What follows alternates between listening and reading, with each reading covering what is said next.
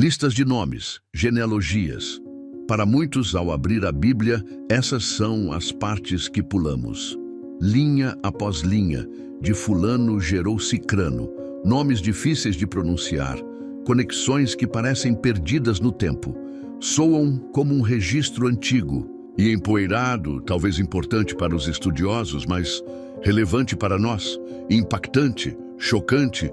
Prepare-se, porque escondido à vista de todos, na própria certidão de nascimento terrena do Messias, existe um drama, um escândalo e uma mensagem tão poderosa que redefine tudo o que pensamos saber sobre a perfeição divina e o plano de Deus. O título deste vídeo não é um exagero. Há segredos chocantes na genealogia de Jesus, segredos que a tradição muitas vezes suavizou, mas que os evangelhos registraram com uma honestidade brutal e proposital. Vamos direto ao Evangelho de Mateus, capítulo 1. Ele começa de forma majestosa, livro da genealogia de Jesus Cristo, filho de Davi, filho de Abraão.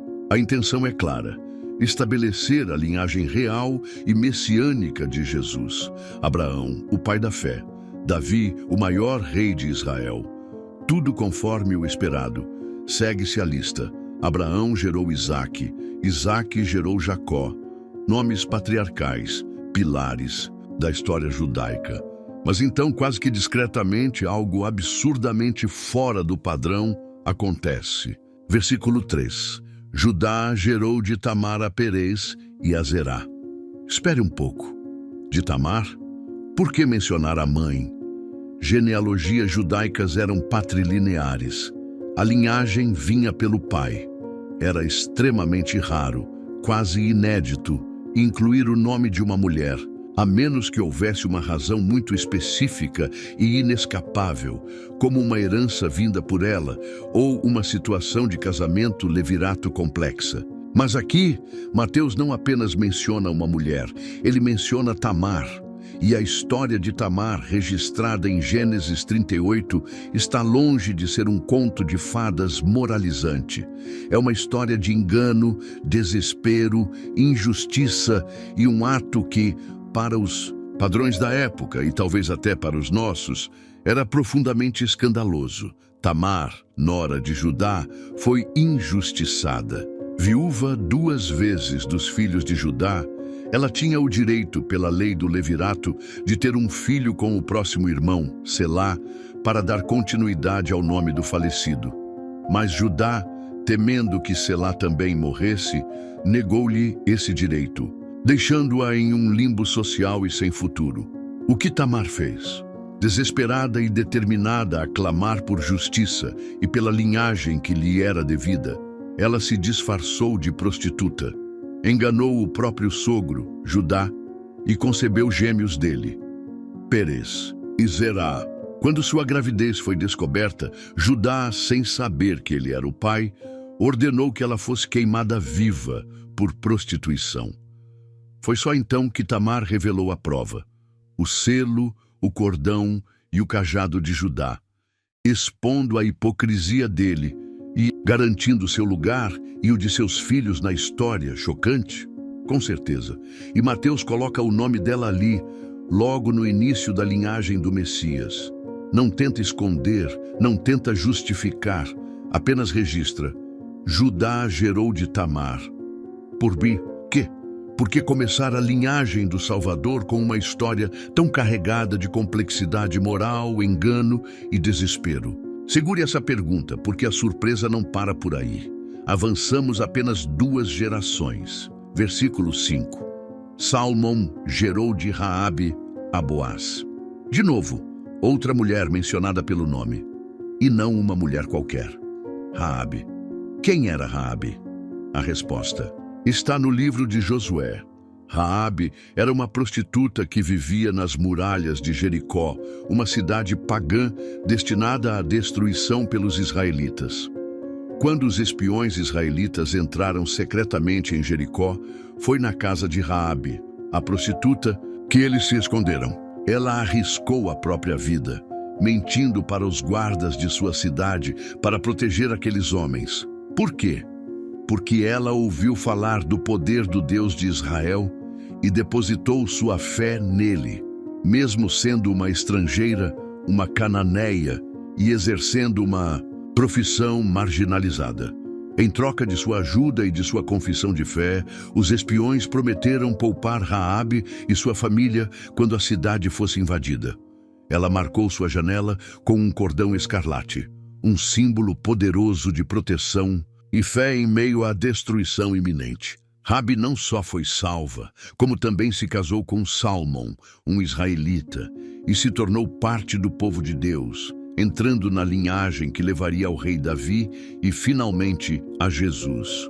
Uma mulher cananeia, uma prostituta, uma pessoa que, pelas leis e costumes da época, estava duplamente à margem, pela sua origem étnica e pela sua profissão.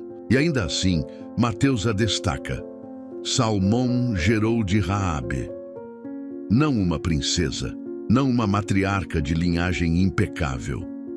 Raabe, cuja fé nasceu no lugar mais improvável e cuja coragem salvou sua família e a colocou em um lugar de honra inesperado, na maior história já contada. Então, apenas nos primeiros versículos da genealogia de Jesus, já temos duas mulheres com passados marcados por escândalo, engano, marginalização e origens estrangeiras. Tamar e Raabe. Suas histórias estão longe de serem contos de fadas moralizantes. São relatos crus de vidas complexas, de pessoas que viveram em tempos difíceis e tomaram decisões controversas, ou que simplesmente vieram de lugares inesperados. E o Espírito Santo inspirou Mateus a colocá-las ali, em destaque, na certidão de nascimento do Rei dos Reis. A inclusão delas não é um acidente, é uma declaração. Mas que declaração! Que segredo está sendo revelado aqui logo de cara? Estamos apenas começando a desvendar. As sombras na linhagem real são mais profundas e numerosas do que imaginamos. Seguindo a linha do tempo, após a surpreendente inclusão de Raabe, a ex-prostituta cananeia, encontramos outra mulher destacada por Mateus. Versículo 5 continua. Boaz gerou de Rute a Obed. Rute. Novamente o nome de uma mulher ecoa onde esperaríamos apenas o do pai. E a história de Rute, embora menos chocante em termos de escândalo moral direto como a de Tamar, é igualmente revolucionária e desafiadora para as normas da época. Rute não era israelita, ela era uma moabita, Moabe. Para os israelitas, esse nome carregava um peso histórico e, por vezes, negativo. Os moabitas descendiam de Ló, sobrinho de Abraão, mas eram frequentemente vistos como estrangeiros, idólatras e, em certos períodos, inimigos. Havia leis que restringiam a plena integração dos moabitas na Assembleia de Israel.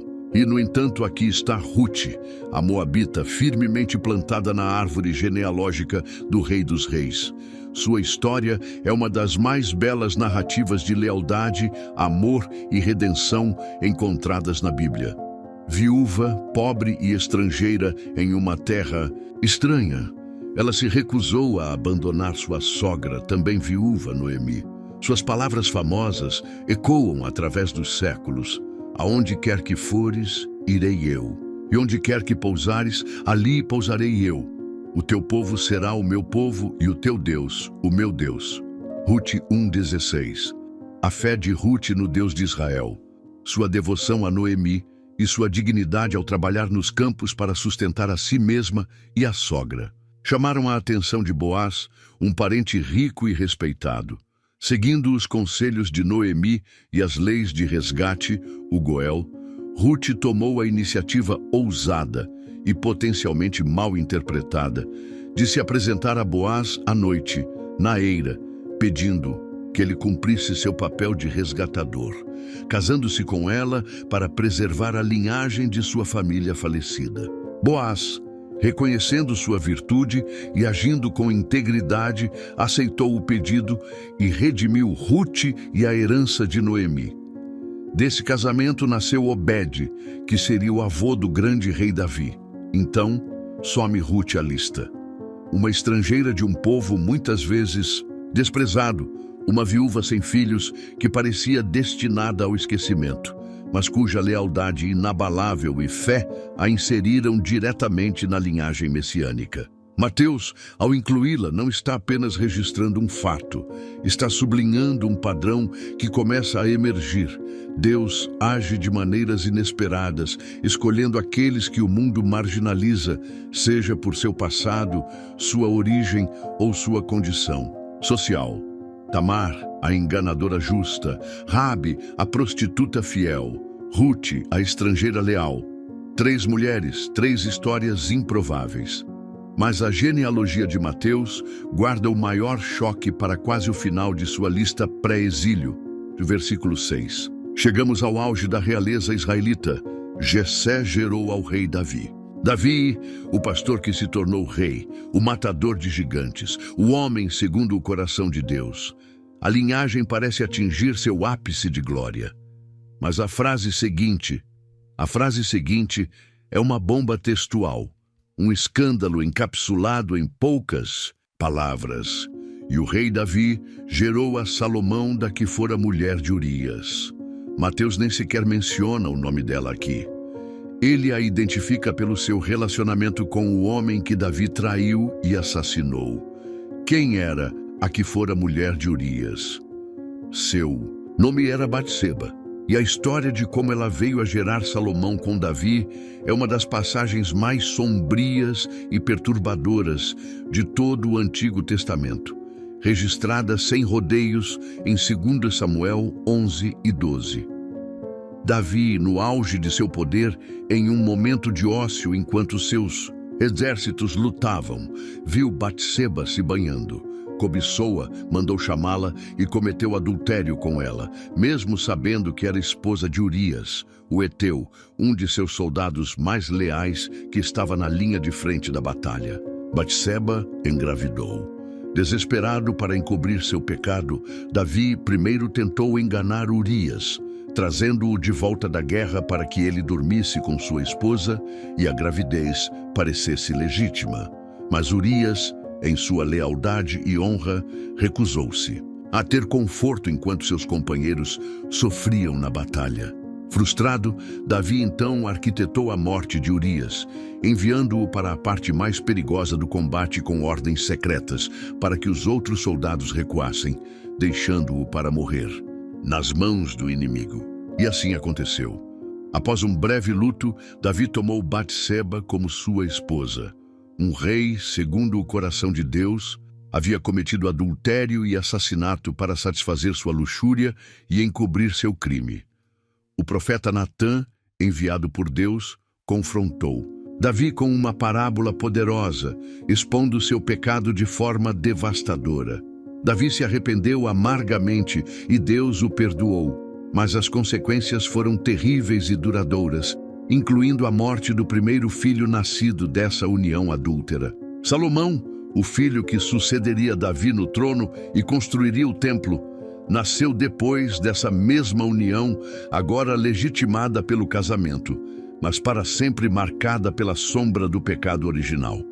E Mateus, ao registrar a genealogia de Jesus, faz questão de nos lembrar disso. Ele não diz, Davi gerou Salomão de Batseba.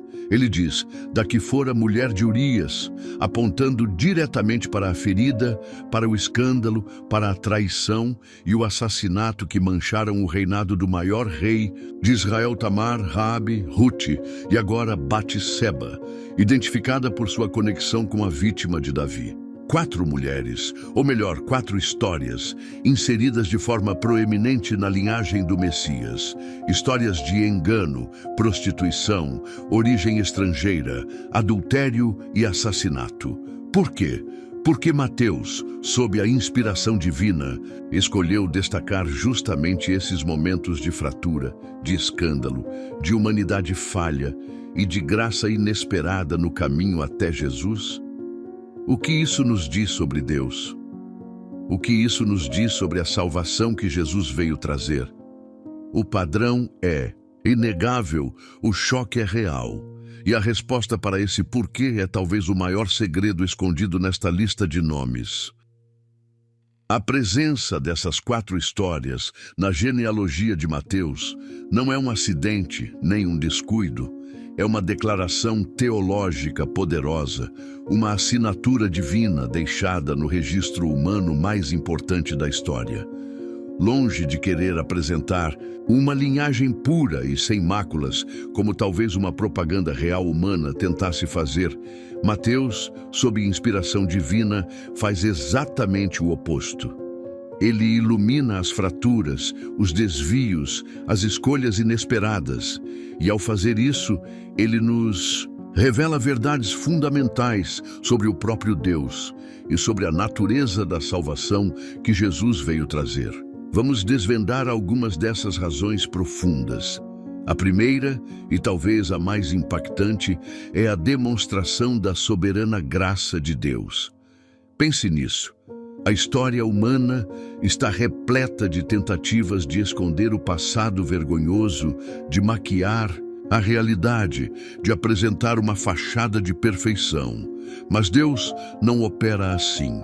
Ao incluir Tamar, que usou o engano para garantir sua descendência justa na linha de Judá, Raabe, a prostituta de Jericó que se tornou um exemplo de fé, Rute, a estrangeira leal de um povo hostilizado, e Batseba, cuja união com Davi nasceu do adultério e do assassinato. Deus está gritando para nós através dos séculos.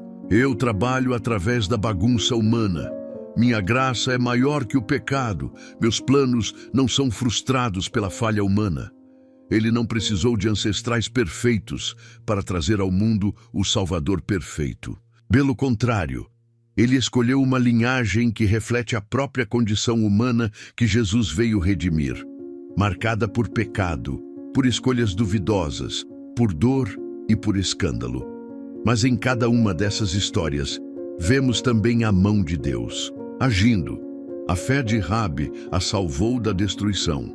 A lealdade de Rute foi honrada. O arrependimento de Davi, apesar das consequências de seu pecado com Batseba, não o removeu do plano divino, embora o pecado tenha sido claramente exposto. A graça de Deus não ignora o pecado, mas o redime, o transforma e o tece em um propósito maior que nós mesmos podemos imaginar. A genealogia de Jesus é um testemunho de que Deus não tem medo de se associar com a nossa humanidade quebrada. Ele entra nela para curá-la. Uma segunda razão poderosa é a universalidade do Evangelho. A inclusão de Raabe, a cananeia, e Rute, a moabita, é absolutamente revolucionária para a mentalidade da época. Em uma cultura que frequentemente enfatizava a separação entre judeus e gentios, não judeus. Mateus está deliberadamente mostrando que as promessas de Deus e a linhagem do Messias não estavam confinadas a fronteiras étnicas ou nacionais. Essas mulheres estrangeiras que abraçaram o Deus de Israel pela fé foram enxertadas na árvore genealógica do Salvador. Isso é uma prévia do que o próprio Jesus ensinaria e do que a igreja primitiva experimentaria. Em Cristo não há judeu nem grego, escravo nem livre, homem nem mulher. Gálatas 3:28. A salvação é oferecida a todos que creem. Ao colocar Raabe e Rute em posições de honra tão proeminentes, Mateus está preparando o terreno para um Messias cujo alcance seria mundial. Ele não era apenas o rei dos judeus, mas o Salvador do mundo. Sua própria linhagem testifica essa verdade. O sangue gentio corre nas veias daquele que veio para todos os povos. Que mensagem de inclusão radical, séculos antes de ser totalmente compreendida. Em terceiro lugar, essas histórias destacam a fé e a coragem em lugares inesperados. Quem esperaria encontrar uma fé salvadora em uma prostituta numa cidade condenada como Jericó? Quem imaginaria tamanha lealdade e confiança em Deus vinda de uma jovem viúva moabita em terra estrangeira? Essas mulheres, consideradas outsiders, Demonstraram uma confiança em Deus e uma coragem que muitas vezes faltaram àqueles que eram considerados o povo escolhido. Isso nos ensina que Deus não está limitado pelas nossas expectativas ou pelos nossos sistemas religiosos. Ele vê o coração. Ele responde à fé genuína, não importa quão improvável seja a fonte. Tamar lutou por justiça e pela promessa. Rabi arriscou tudo por crer no poder de Deus. Ruth abandonou seu passado e abraçou um futuro incerto por lealdade e fé. Batseba, mesmo começando em circunstâncias trágicas e pecaminosas, tornou-se a mãe do sábio rei Salomão. Deus honra a fé ativa, a coragem que nasce da confiança nele, mesmo quando essa fé surge em meio a circunstâncias profundamente imperfeitas. E há uma quarta camada, mais sutil, mas igualmente profunda. A genealogia talvez prenuncie a identificação de Cristo com a humanidade pecadora. Jesus, o Filho de Deus sem pecado, nasceu nesta linhagem. Uma linhagem não de semideuses ou figuras míticas impecáveis, mas de seres humanos reais, com todas as suas lutas, falhas e momentos de fé surpreendente. Ele não veio de um pedestal celestial isolado da nossa realidade. Ele entrou em nossa história, assumiu nossa carne, nasceu em uma família cuja história registrada incluía escândalo, pecado e graça redentora. Isso não o torna pecador de forma alguma, mas mostra o quão profundamente ele se identificou conosco. Ele não teve vergonha de chamar de irmãos aqueles cuja história familiar refletia a necessidade desesperada da graça que ele veio oferecer. Sua genealogia é, em si, um ato de humildade e solidariedade divina. Então, o segredo chocante não é apenas o escândalo em si, mas a revelação por trás dele. Deus escreve direito por linhas tortas. Sua graça é escandalosamente inclusiva. Sua soberania transforma a falha humana em parte do seu plano redentor. Ele valoriza a fé acima da linhagem ou do status social. E o Salvador do mundo não temeu nascer de uma história que espelhava a própria humanidade que ele veio salvar.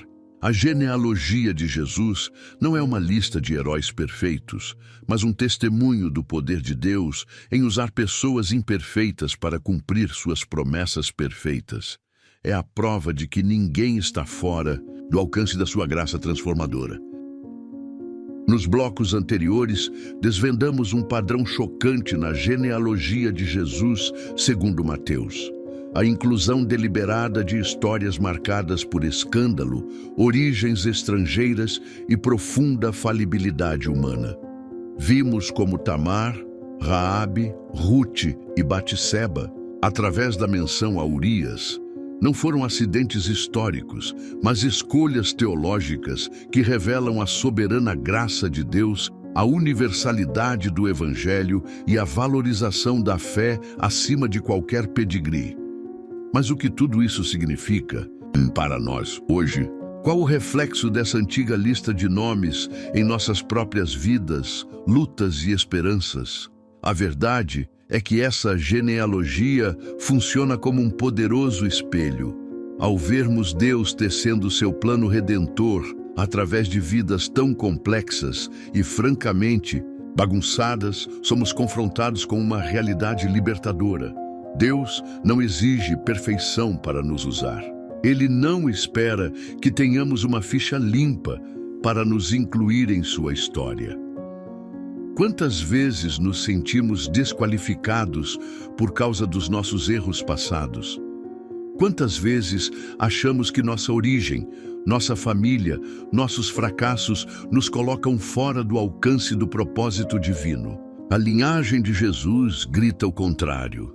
Se Deus pôde usar a astúcia de Tamar, a fé de uma prostituta como Raabe, a lealdade de uma estrangeira como Ruth, e até mesmo transformar as consequências do terrível pecado de Davi com Batseba, o que o impede de usar você e eu, com todas as nossas imperfeições? Essa revelação combate diretamente o legalismo. Aquela ideia de que precisamos atingir um certo padrão de comportamento ou retidão por nossos próprios méritos para sermos aceitos ou usados por Deus. A genealogia de Mateus é um antídoto contra isso. Ela nos mostra que a base do relacionamento com Deus e da participação em seu reino sempre foi a graça recebida pela fé. Raabe não foi salva por ser israelita ou por ter uma moral impecável. Foi salva por sua fé no Deus de Israel. Ruth não foi abençoada por sua origem, mas por sua lealdade e confiança. Mesmo Davi, após seu pecado, foi restaurado através do arrependimento e da graça, não por seus méritos como rei. É interessante notar, brevemente, a diferença para a genealogia apresentada no Evangelho de Lucas. Enquanto Mateus traça a linhagem de Jesus a partir de Abraão, focando na realeza davídica para um público primariamente judaico, Lucas vai ainda mais longe, retrocedendo até Adão, o primeiro homem, escrevendo para um público mais gentil. Lucas enfatiza a conexão de Jesus com toda a humanidade. E, notavelmente, Lucas não menciona nenhuma das mulheres que Mateus destaca. Isso não é uma contradição, mas uma questão de propósito. Mateus queria chocar seus leitores judeus, mostrando que a realeza messiânica já carregava em si essas histórias inesperadas de graça e inclusão de gentios e pecadores, preparando-os para a mensagem universal de Cristo. Lucas, por outro lado, enfatiza a universalidade, mostrando a descendência física comum desde Adão. Ambos os relatos são verdadeiros e se complementam, mas é Mateus quem deliberadamente usa essas mulheres para fazer uma declaração teológica sobre a natureza surpreendente da graça divina na história de Israel. É incrível pensar nisso, não acha? Que a história da salvação não foi construída com santos de gesso, mas com gente de carne e osso, cheia de falhas e fé. Que o próprio DNA espiritual, por assim dizer, da vinda de Cristo já continha essas marcas de uma humanidade real, redimida pela graça. Qual dessas histórias da genealogia, Tamar, Raabe, Ruth, Batseba, mais te surpreendeu ou tocou você até agora? Por quê? Deixa aqui nos comentários. Eu adoraria saber sua opinião e ler o que você está pensando sobre tudo isso. E se você, assim como eu, curte desvendar esses mistérios escondidos da Bíblia, se gosta de mergulhar na profundidade da graça de Deus de um jeito que talvez nunca tenha visto antes, entendendo como essas histórias antigas se conectam poderosamente com a nossa vida hoje, que tal se inscrever aqui no canal? É rapidinho, de graça. E assim você não perde as próximas histórias e curiosidades bíblicas que vamos explorar juntos. Seria ótimo ter você acompanhando essa jornada de descoberta sobre esse Deus tão surpreendente e sua palavra. Então, o segredo chocante da genealogia de Jesus não é apenas um fato histórico curioso. É um convite pessoal, um convite para deixarmos de lado nossas pretensões de autossuficiência e perfeição e abraçarmos a mesma graça escandalosa que alcançou Tamar, Raabe, Ruth e Davi. É um lembrete de que nossa história, não importa quão complicada ou marcada por erros, pode ser redimida e usada por Deus quando nos voltamos para Ele em fé. Ele não apenas nos perdoa, Ele nos inclui em seu propósito eterno. A linhagem do rei não foi feita de mármore impecável, mas de barro humano, moldado e transformado pelas mãos do oleiro divino. E essa é, talvez, a notícia mais libertadora de todas. A questão agora é, como essa linhagem culmina? O que mais ela nos revela sobre aquele que veio ao mundo através dela? Vimos a graça inesperada, a inclusão de estrangeiros, a fé em lugares improváveis. Mas a genealogia de Mateus não é apenas uma coleção de histórias sobre a graça divina na vida de indivíduos falhos. É, fundamentalmente, um documento legal e profético. Seu propósito principal, especialmente para o público judaico original de Mateus, era apresentar as credenciais irrefutáveis de Jesus como o Messias prometido, o herdeiro legítimo do trono de Israel. E a chave para essa reivindicação residia em uma linhagem específica, a descendência real do rei Davi. Tudo remonta a uma das promessas mais importantes de todo o Antigo Testamento, a aliança davídica, registrada em 2 Samuel capítulo 7.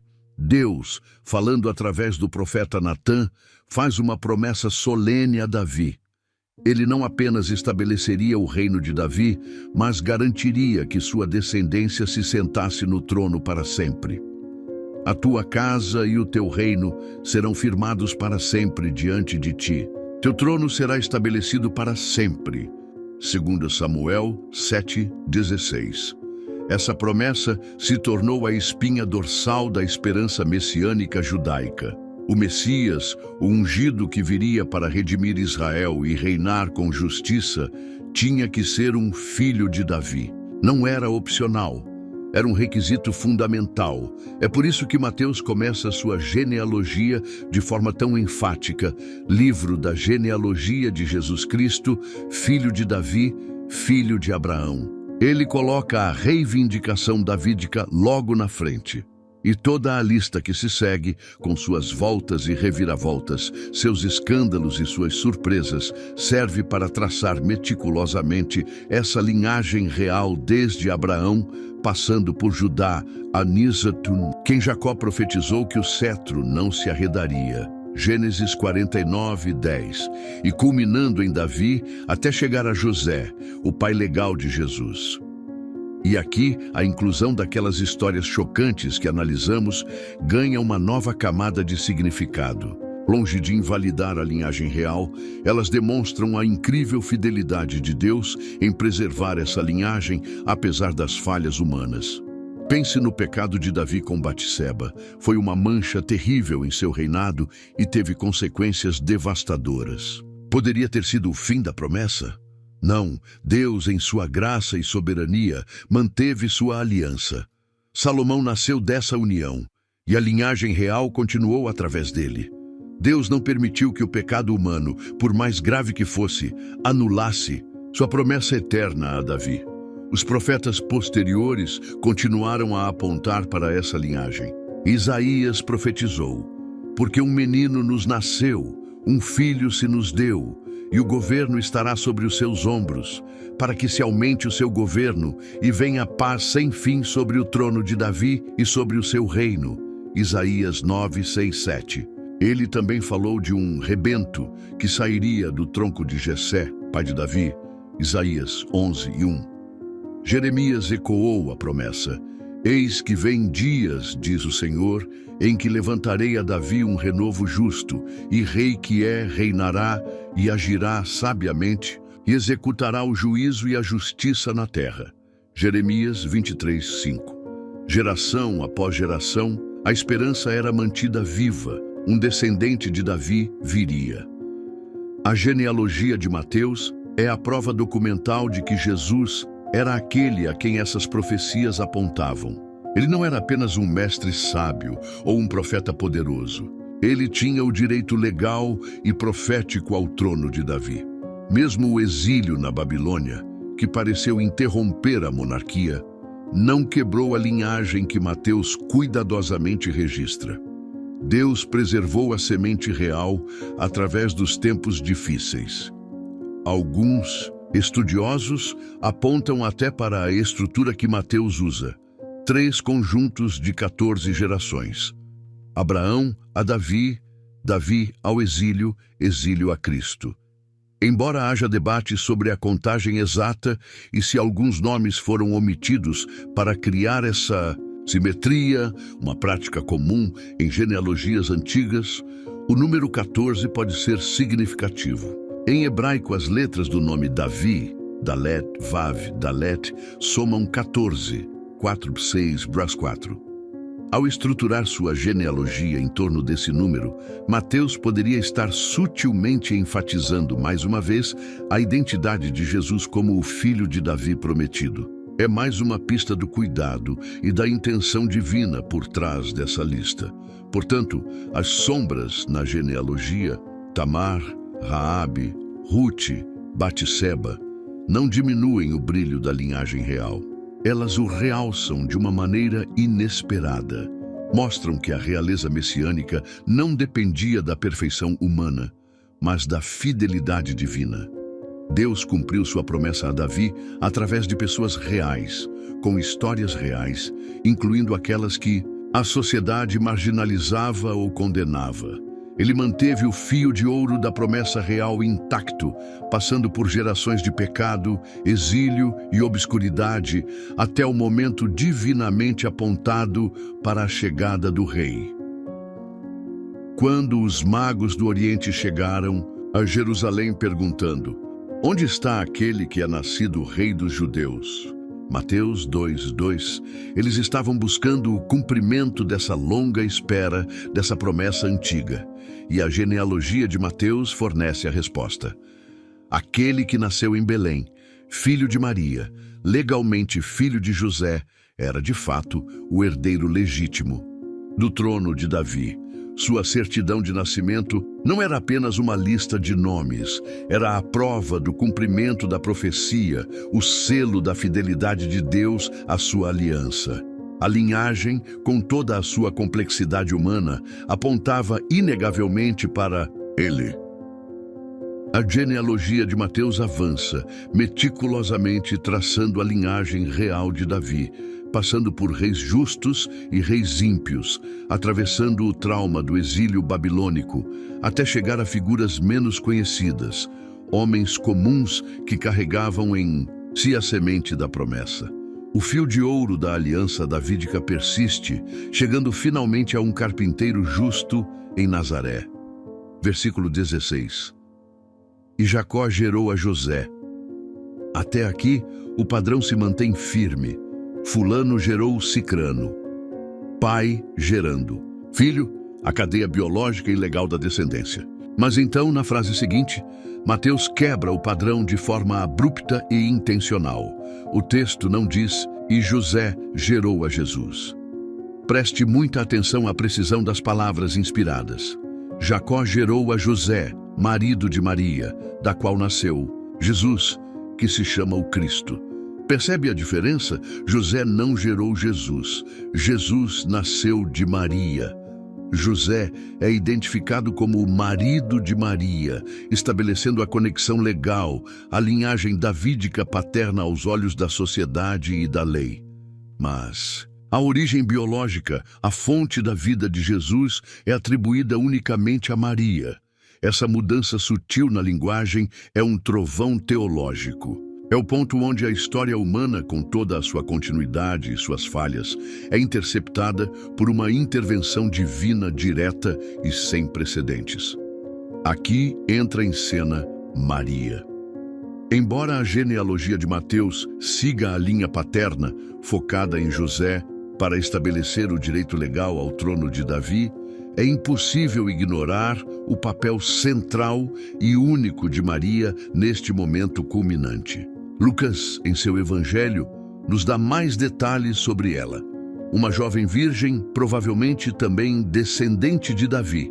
Muitos teólogos creem que a genealogia de Lucas traça a linha de Maria através de Natã, outro filho de Davi, enquanto Mateus traça a de José através de Salomão, que encontrou graça diante de Deus e foi escolhida para uma missão inimaginável. O anjo Gabriel apareceu a ela, anunciando que ela conceberia e daria à luz um filho, que seria chamado Jesus, Filho do Altíssimo, e que receberia o trono de seu pai Davi, reinando para sempre.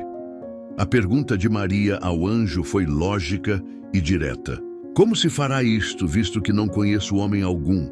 Lucas 1:34. A resposta do anjo revela o coração do milagre, o ponto de ruptura divina na linhagem humana. Descerá sobre ti o Espírito Santo, e a virtude do Altíssimo te cobrirá com a sua sombra. Pelo que também o Santo, que de ti há de nascer, será chamado Filho de Deus. Lucas 1:35. A concepção de Jesus não seria através de José, nem de qualquer outro homem. Seria uma obra direta do Espírito Santo, o nascimento virginal. Do ponto de vista puramente humano e social daquela época, isso era o maior dos escândalos.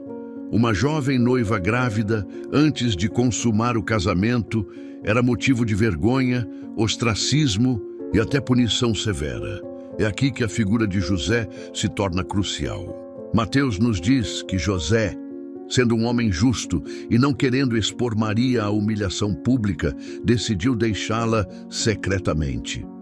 Mas um anjo do Senhor apareceu a ele em sonho, confirmando a origem divina da gravidez de Maria e instruindo-o a não temer recebê-la como esposa, pois o que nela fora gerado era do Espírito Santo. O anjo também reafirmou a identidade e a missão da criança. Ela dará à luz um filho e lhe porás o nome de Jesus, porque ele salvará o seu povo dos seus pecados. Mateus 1, 21.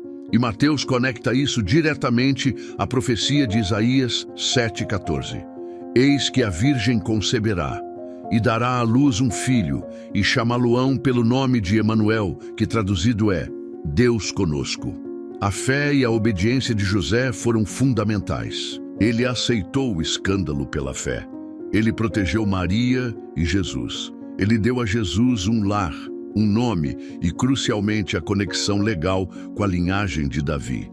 Jesus era filho de Deus por concepção divina, mas também filho de Davi por adoção legal, através de José e, possivelmente, por descendência de sangue através de Maria. O nascimento virginal não é apenas um detalhe curioso ou um dogma difícil de aceitar. É teologicamente vital.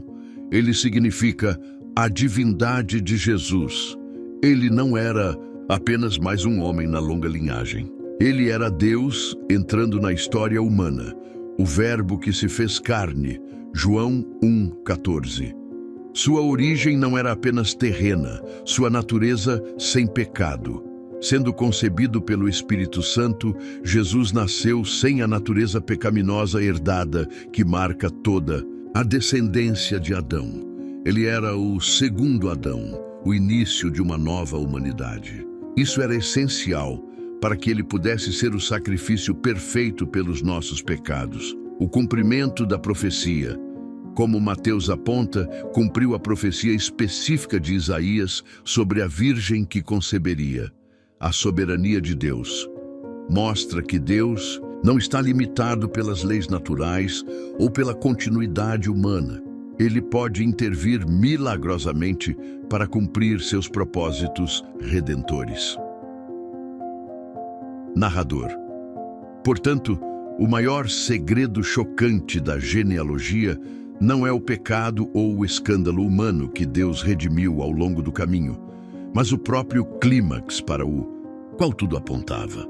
Deus entrando em sua própria criação de uma forma totalmente inesperada e milagrosa. A longa cadeia de Fulano gerou Cicrano, com todas as suas histórias de graça e falibilidade, encontra seu ponto final e seu novo começo. A linhagem humana o trouxe até a porta, mas foi o Espírito Santo quem o gerou. José lhe deu a linhagem. Legal, Maria lhe deu a carne humana, mas o Pai Celestial lhe deu a vida divina. Ele é o ponto onde o céu tocou a terra, onde a promessa se tornou pessoa. A genealogia o ancora na história humana e na aliança davídica, mas sua origem final está além dela, no próprio coração de Deus. A genealogia de Mateus, com todas as suas reviravoltas e o clímax do nascimento virginal, não é um fim em si mesma. Ela serve a um propósito maior: apresentar ao mundo aquele que veio. E os nomes e títulos atribuídos a ele, desde o início, revelam a profundidade de sua identidade e missão. Não são meros rótulos, são declarações de quem ele é e o que ele veio fazer. Primeiro, seu nome pessoal, Jesus, dado pelo anjo tanto a Maria, em Lucas, quanto a José, em Mateus. Esse Nome não foi uma escolha casual. Jesus é a forma grega do nome hebraico Yeshua ou Yehoshua, que significa Yahweh salva ou o Senhor salva. O próprio anjo explicou a José o porquê desse nome, porque ele salvará o seu povo dos seus pecados. Mateus 1:21. Que declaração extraordinária!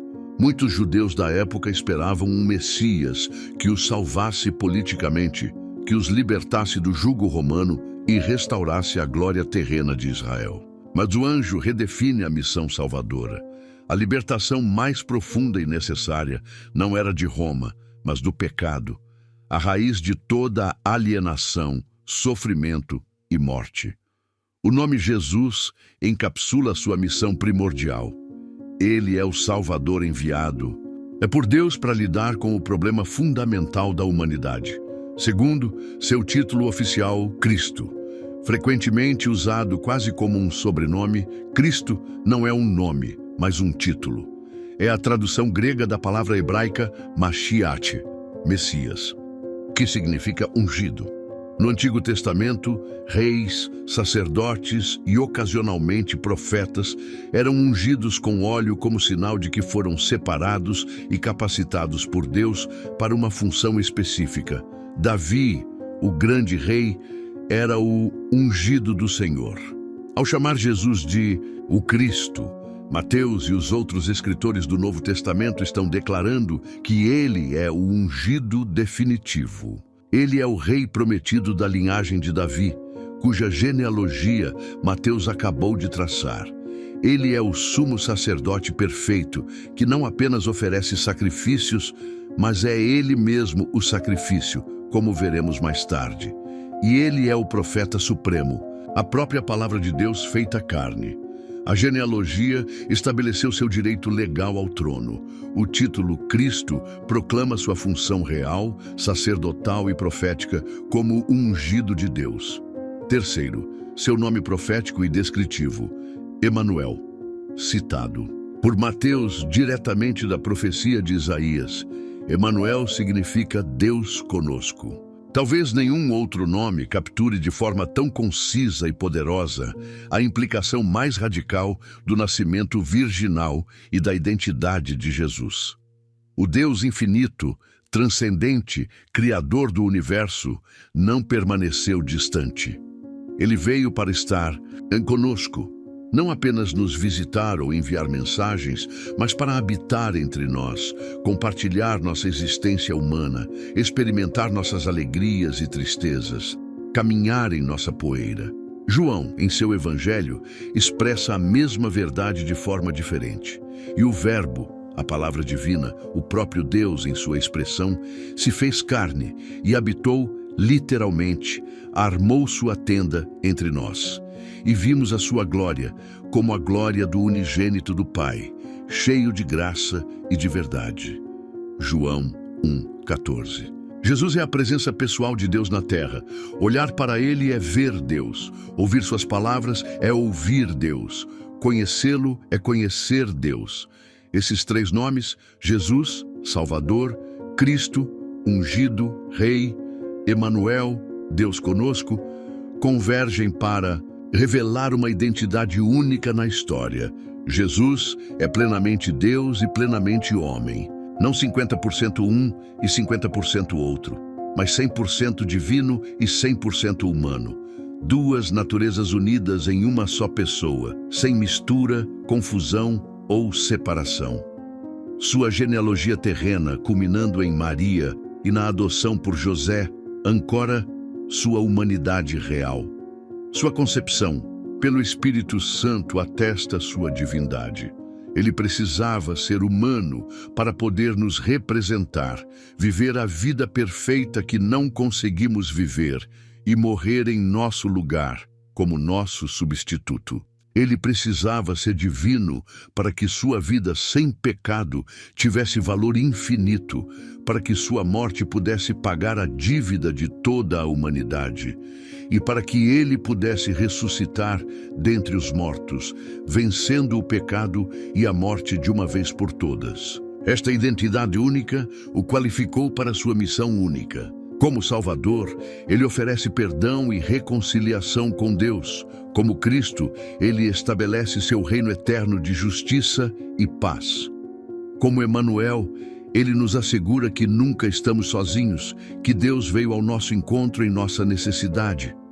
Aquele que nasceu daquela linhagem complexa, marcada pela graça em meio à falha e anunciado por um milagre divino, não era apenas mais um personagem histórico. Ele era e é a resposta de Deus para o anseio mais profundo do coração humano. Ele é o ponto de encontro entre o céu e a terra, o cumprimento de todas as promessas, o centro da história da redenção. A genealogia nos levou até ele, mas sua identidade transcende qualquer lista de nomes. Percorremos juntos a linhagem de Jesus, desvendando segredos, maravilhando-nos com a graça inesperada e compreendendo a identidade única daquele que veio. Mas essa jornada não pode terminar como uma simples lição de história ou teologia. A história da genealogia de Jesus, culminando na sua pessoa e missão, funciona como um espelho que Deus coloca diante de cada um de nós. E o reflexo que vemos ali nos confronta, nos desafia e nos convida a uma profunda reavaliação de como vivemos e no que realmente acreditamos. O primeiro grande desafio que essa história nos lança é sobre a nossa medida de valor e dignidade. Vivemos em um mundo obcecado por imagem, por sucesso, por status, por linhagens perfeitas. Somos constantemente bombardeados com a ideia de que nosso valor depende do que conquistamos, de onde viemos, de quão bem conseguimos esconder nossas falhas e apresentar uma fachada impecável. Mas a genealogia de Jesus vira essa lógica de cabeça para baixo. Deus escolheu incluir em sua história sagrada, na própria linha que levaria ao Salvador, pessoas com passados complicados, origens marginalizadas e histórias de escândalo.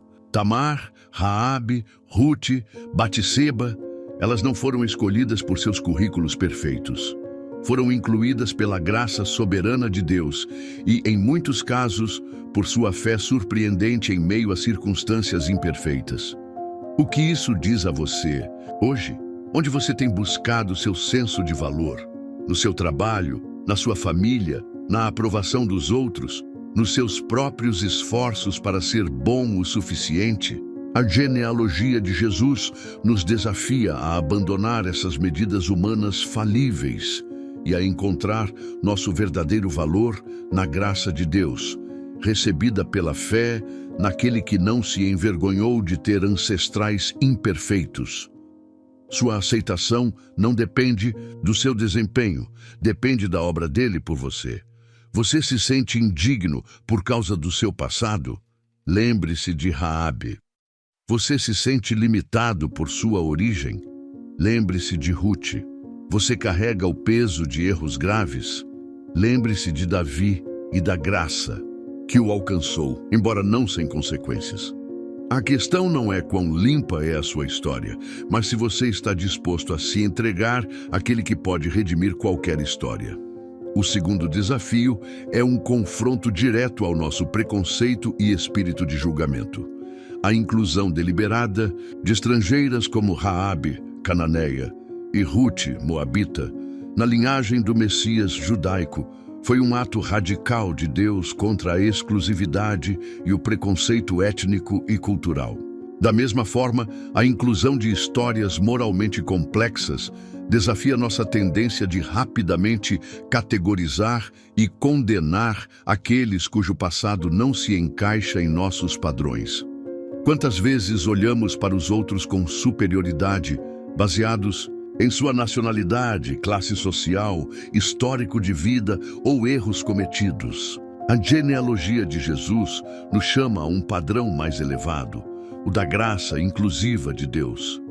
Se Deus acolheu e usou essas pessoas em seu plano mais sagrado, quem somos nós para excluir ou desprezar aqueles que Deus ama e quer alcançar?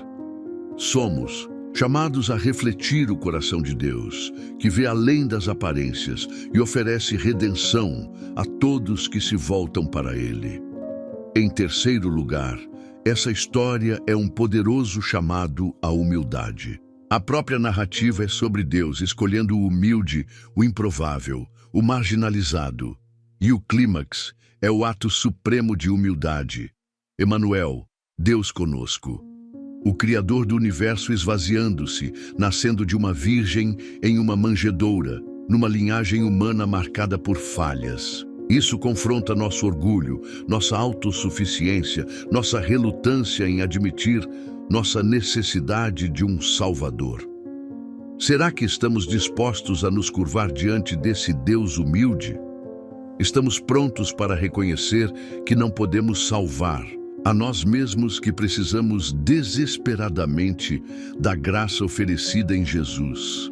A genealogia, com suas histórias de dependência e intervenção divina, nos convida a abandonar a arrogância e a abraçar a humildade que abre a porta para a graça de Deus. Finalmente, a genealogia e a identidade de Jesus desafiam nossa compreensão de poder e realeza.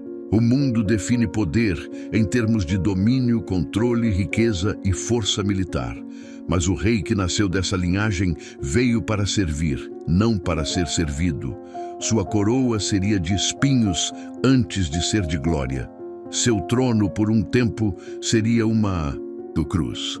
Sua maior vitória seria conquistada através do sacrifício e da ressurreição, não pela espada. A genealogia, ao incluir os humildes e os quebrados e culminar em um Salvador que se identificou com os pecadores, prenuncia um tipo diferente de reino, um reino baseado no amor sacrificial, na justiça e na misericórdia.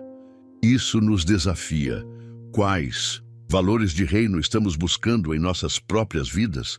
O poder do mundo ou o poder do amor sacrificial de Cristo? Traçamos a linhagem de Jesus desde Abraão. Vimos a mão de Deus tecendo graça em meio a escândalos. Seguimos o fio de ouro da promessa real davídica, maravilhando-nos com o milagre do nascimento virginal e compreendendo a identidade sublime de Jesus como Salvador, Cristo e Emanuel. Refletimos sobre como sua história desafia nossas vidas. Mas por que tudo isso? Por que uma linhagem tão cuidadosamente registrada e preservada, culminando em uma pessoa tão única? A resposta reside no propósito final de sua vinda, a redenção da humanidade através de seu sacrifício. A genealogia o enraizou na história humana que ele veio salvar. Sua morte e ressurreição são o ato salvífico em si. O caminho do Emanuel, do Deus conosco, não o levou a um palácio terreno para reinar como os homens esperavam. Levou-o ao Calvário, a uma cruz romana. Aquele que nasceu sob a sombra de histórias de pecado e escândalo em sua própria linhagem familiar. Aquele que comeu com pecadores e tocou leprosos. Aquele que era perfeitamente sem pecado, voluntariamente, tomou sobre si o pecado do mundo inteiro. A cruz não foi um acidente trágico, uma falha no plano. Foi o propósito divino desde a eternidade, prefigurado em sacrifícios antigos, como o Cordeiro Pascal, e profetizado em passagens como Isaías 53, que descreve o servo sofredor ferido por nossas transgressões e moído por nossas iniquidades. Na cruz, aquele cujo nome é Jesus, Yahvé salva, cumpriu o significado mais profundo de seu nome. Ele não apenas falou sobre salvação, ele comprou a salvação com seu próprio sangue. O justo morreu pelos injustos para nos levar a Deus. 1 Pedro 3,18. Toda a complexidade da genealogia, com suas histórias de graça para pecadores como Tamar, Raabe e Davi, encontra sua fonte e explicação aqui. A graça não era barata. Custou a vida do Filho de Deus. Ele se identificou tão completamente com a humanidade quebrada de sua linhagem e de todos nós, que assumiu nossa condenação para que pudéssemos receber sua justiça. A escuridão que cobriu a terra durante a crucificação simbolizava o julgamento divino caindo sobre ele em nosso lugar. Seu grito de abandono na cruz ecoava a separação do pecado que ele estava carregando por nós. E ali parecia o fim.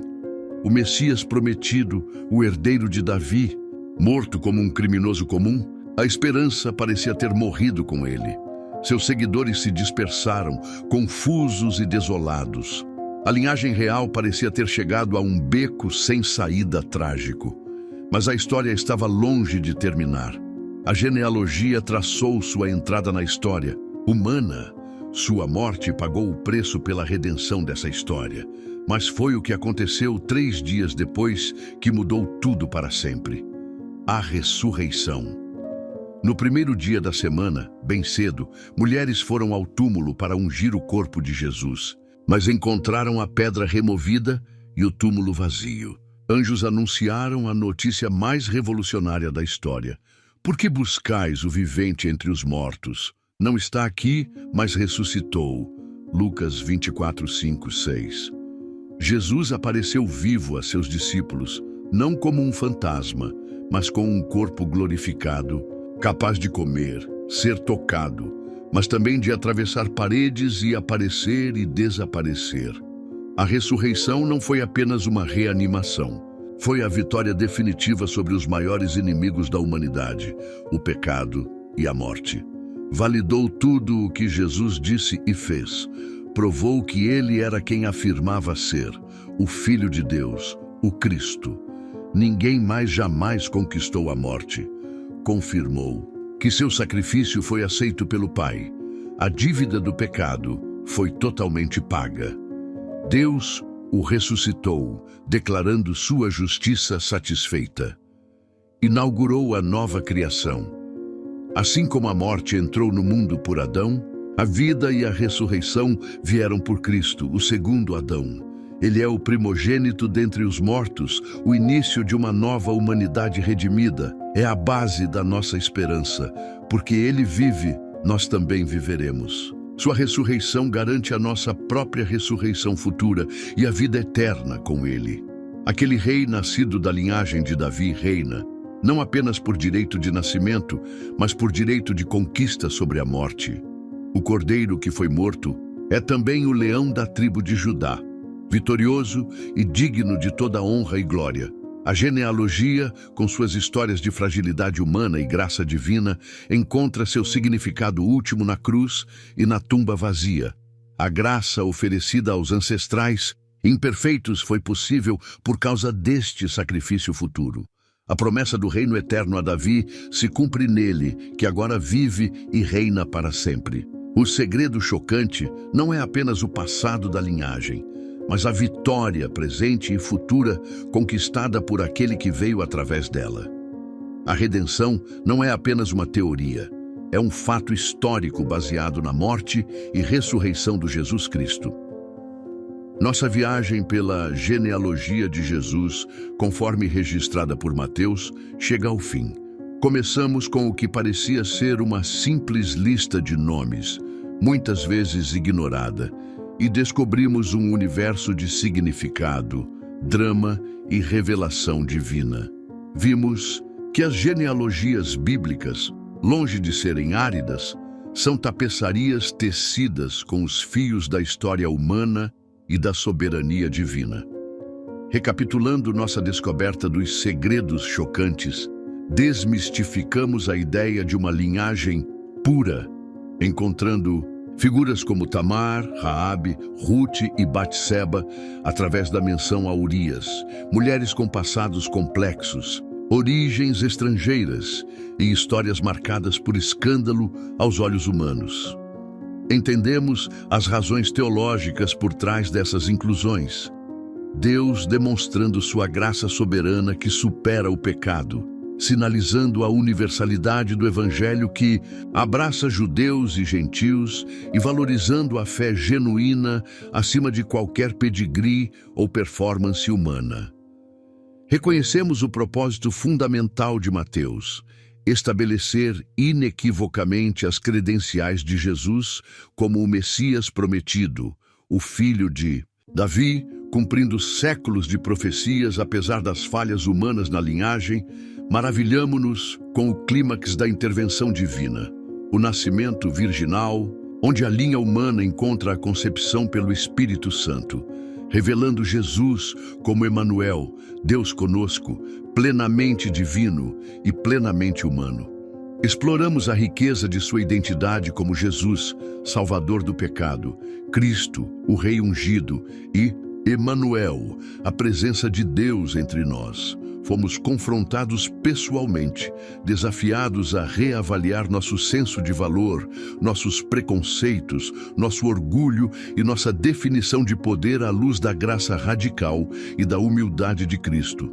E, finalmente, contemplamos o ápice de sua missão, sua morte sacrificial na cruz, onde ele pagou o preço pelos pecados de sua linhagem e de toda a humanidade, e sua gloriosa ressurreição, a vitória sobre a morte que valida sua identidade, garante nossa esperança e inaugura a nova criação. O que essa história toda nos deixa, então? Qual é o epílogo dessa narrativa ancestral? A grande mensagem que ecoa desde Abraão até Cristo, passando por todas essas vidas imperfeitas, redimidas pela graça, é esta: Deus não tem medo da nossa bagunça. Ele não apenas tolera nossa humanidade falha, Ele entra nela, Ele a redime, Ele a usa para seus propósitos gloriosos. A linhagem de Jesus é a prova definitiva de que Deus escreve direito por linhas tortas, de que sua graça é maior que nosso pecado e de que sua fidelidade permanece mesmo quando somos infiéis. O Cristo ressurreto, aquele para quem toda a genealogia apontava, está vivo hoje. A salvação que ele oferece não é apenas uma história antiga, é uma realidade presente e acessível a todos que creem.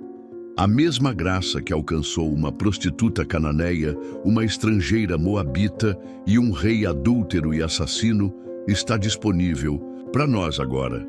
A porta que Jesus abriu na cruz e confirmou na ressurreição permanece aberta.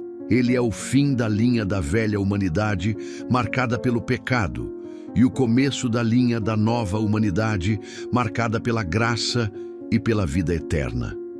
A genealogia de Jesus não é, portanto, apenas sobre o passado dele. É um convite para o nosso futuro. É um convite para encontrarmos nosso lugar, não em uma linhagem terrena, baseada em mérito, mas na família de Deus, adotados como filhos e filhas através da fé em Jesus Cristo. É um convite para vivermos sob o reinado daquele rei, cuja linhagem prova seu amor pelos quebrados e cujo trono foi estabelecido através do sacrifício e da vitória sobre a morte. É um convite para sermos parte da sua história contínua de redenção no mundo. E assim chegamos ao final da nossa jornada de hoje por esses segredos da genealogia de Jesus.